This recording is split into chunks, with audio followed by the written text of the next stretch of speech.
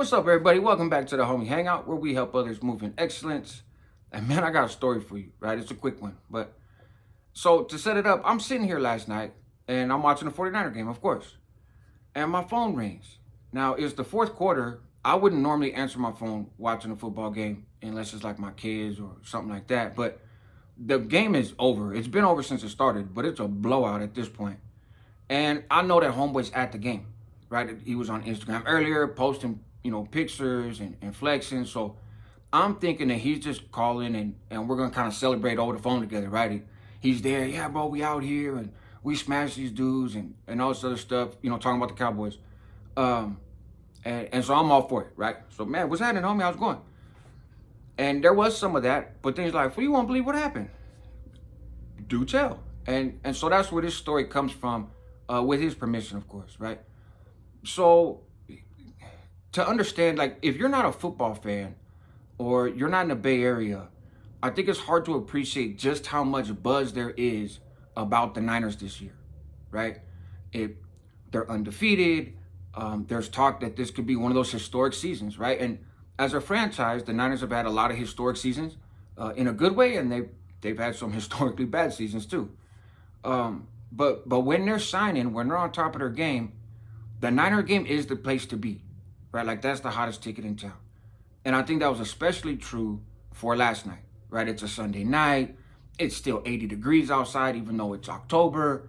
They're playing the Cowboys, which is supposed to be their kind of first real test of the season. Wasn't much of a test, but there's a rivalry there that goes back, decades. And so a lot of buzz, right? And again, that's the place to be. So all the big people are there, right? Big Mister is there. Big Tone is there. All the big people. And then something happens, okay? So for those who don't know who Big Mister is, the way I was introduced to him, right, or not met face to face, but when I first learned of him was he popped off at the mouth, and then he got popped in the mouth at a car show by this guy, Cheeks from West Side Mob, right? And then this whole fiasco happens, right? Because then Big Mister tattletales to the fellas, and it's red on red crime, and West Side Mob's deemed, and this, and I heard a whole bunch of stuff about that. Half the stuff I heard, I think wasn't true or wasn't the whole truth, but you can go check out Gangsta Gucci's page, right? That's Cheeks, but also goes by Gangsta Gucci. You can check out his YouTube channel. He explains it all. He runs it all down. It's just a dope channel, in particular when it comes to San Jose content, but just Raza content, period. He talks about all sorts of stuff. So I would suggest you go check it out. But anyways, that's how I first hear this dude. And then when I get on social media, I see he's on social media. And the best way I can describe him is he's like a northern mascot, right? Like mascots don't really play the game. They stand on the sidelines, right? And they hang out with the cheerleaders and they rah rah and they look the part, right? There's a costume. It's not a uniform, but it's a costume. And they're fanboys, right? And so Big Mister's kind of a northern fanboy, in my opinion, in my view. Big dude, lots of muscles, tattoos, got the cool firme estilo, right? And he's a rapper. So he's like a 40-year-old rapper. He, does all these cool videos and cars. And I think in his mind, he's an OG for sure, right? That's what he thinks he is. Personally, again, I think he's more like a mascot. But he's a moneymaker. He has money and he pays to kick it, right? Basically, and kind of always has.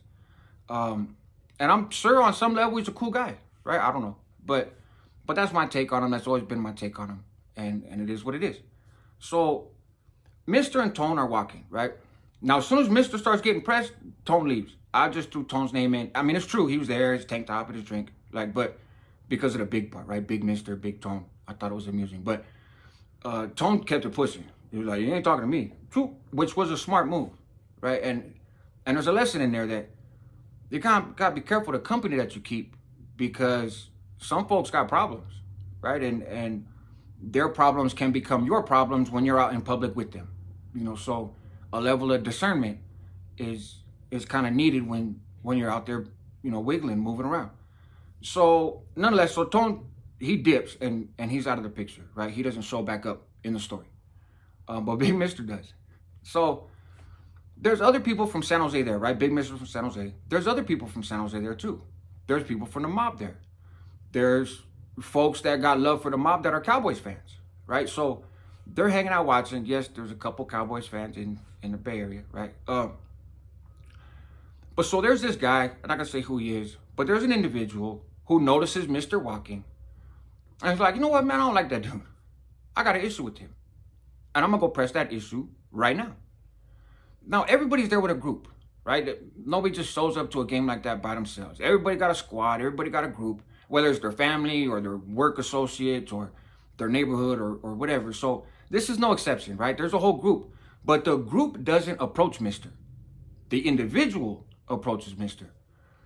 And I was like, hey, bro, I'm gonna need that, right? Like, run that. And there's a history there. Big Mister has said and done things that some people really don't like. And this guy wanted to hold him accountable for that right then and there. Like, we took off the cuts, like, you know, we could step away so we're not right in front of cops or whatever, not trying to get nobody in trouble. But just a fair head-up fade. One-on-one fist fight. And like I said, Big Mister's a big dude, right? So Mister's like, nah, but what are you talking about? I don't even know you guys. I don't know. I don't want no smoke, right? And I want to be clear about something. I don't advocate violence. I don't promote violence. Turning down a fight, in my opinion, does not necessarily make somebody a punk, right? Or a coward or anything else. Especially at our age. Like, we're all 40 and above, you know? So if I leave and I go walking down, you know, the street and there's some J-Cat on the corner who's like, what's up, fool? Let's run a fade. If I dismiss him, like, fool, get out of here. Is that me being a punk? I don't think so, right? It's not worth it for me. I don't know the person. I don't have a desire to get into a fight. I don't feel like I have anything to prove. I will defend myself if necessary, but this ain't got nothing to do with me. Like, and I'm too old for the nonsense. And so I think that's a mature point of view. I think that's a mature perspective. So I'm not sitting here like all these 40 and 50-year-old people run around, and if you get called out, you still got to act like you're a teenager. That's just reckless, right? That's not moving in excellence. But at the same time, if you present yourself a certain way, right? If you're real greasy with the mouth, like you talk reckless, and you do some shiesty stuff, and you backdoor some folks, and you present yourself as a player, you present yourself as a gang member, as somebody that's about that lifestyle, right? An OG in this lifestyle, then I think that's different. If you're being held accountable for something you've said or done, and you back down from that fade, then yeah, that's some punk stuff, right? To be honest, if you don't want that smoke, don't go run around setting those fires, right? There's a difference. So in this case, Mister's just being held accountable for being Big Mister, for the stuff that he has said, the stuff that he has done, the harm that he has caused in some of his actions, right? And he wants no part of it. He doesn't want to be accountable. Because again, like I said, I feel like he's a mascot. He's not really a player.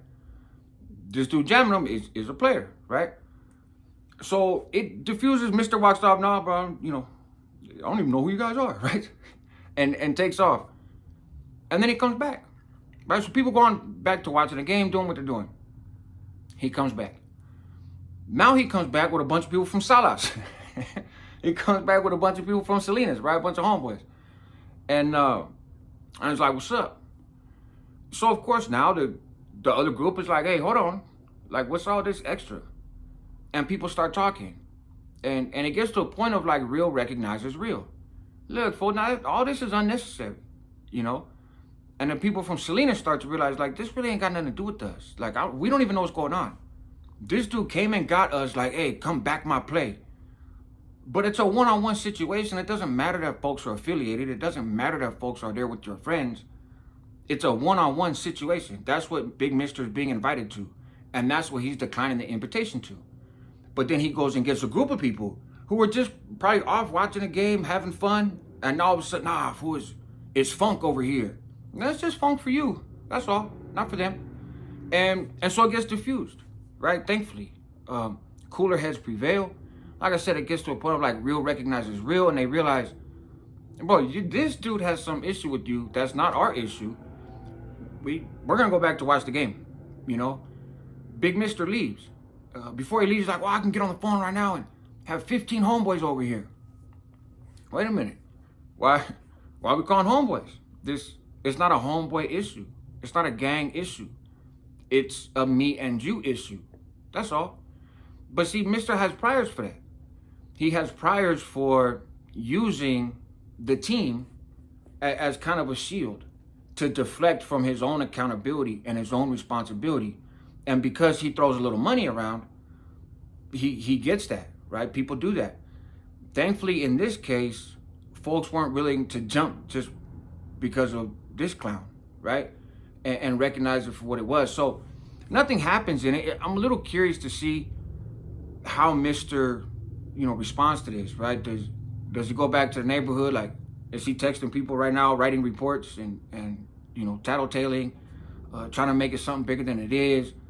Are folks gonna be getting phone calls? Hey man, why this? Why that? Probably, to be honest, and it's unfortunate. And that's the messy side of things. That's the politics of it, right? So again, a couple morals to this story, I think. One is, don't let your mouth write a check that you're not willing to cash, right? Don't carry yourself as if you're about a certain lifestyle, but then want to shrink back when you're required to behave like people in that lifestyle, right? You're much better off just not pretending, just not putting yourself out there like that. I don't just run around and talk crazy to people. I don't run around. I don't make videos throwing up gang signs. I don't do all that stuff because I'm not really in that lifestyle. It's childish to me, right? I'm a little too old for it. Been there, done that. But that's just how it is. I come on here. I'll do videos. Everything I say is the truth, right? I tell the truth about people. And it's funny, Mister has a line that he used in one of his little motivational TikToks or something, right? Told you, man, he's like a celebrity. Where he says, "I'd rather have the ugly truth than a beautiful lie." Okay. Well, here's the ugly truth, man. You broke it down. You got punked, right? And that's probably not a surprise to a lot of people that know you, but folks that watch the content, you see the image sometimes. And that's the hard part is you have young people that see this and like, I want to be like that guy. I want to be like that guy. Or man, that's a real one. That's right, big homie. No, stop. Just stop. Things are not always what they appear to be. Like I say, he's probably a nice guy in some regards. But this whole gang shit, this whole thug stuff, it's not him. And it never has been. And that's not a bad thing. We need to get to a point to where folks stop feeling like they need to pretend to be a gangster so that they can pretend to be cool, right? You could be really cool not being a gangster. That's admirable. Not everybody grows up in this life. Not everybody is cut from this cloth, and that's a good thing. A lot of those who are spend their life trying to heal and recover from living that lifestyle. Meanwhile, you have these clowns that, again, wear it like a costume, right? And promote it, but aren't really with all that. And I think we need to get to a place where we celebrate folks for being squares, right? And who knows, maybe that'll be less big misters running around, right? So anyways, help others move with excellence. That's what homies do. Help yourself at the same time because you're worth it. Help your community because they need you, and stay tuned for the next one, man. Take care.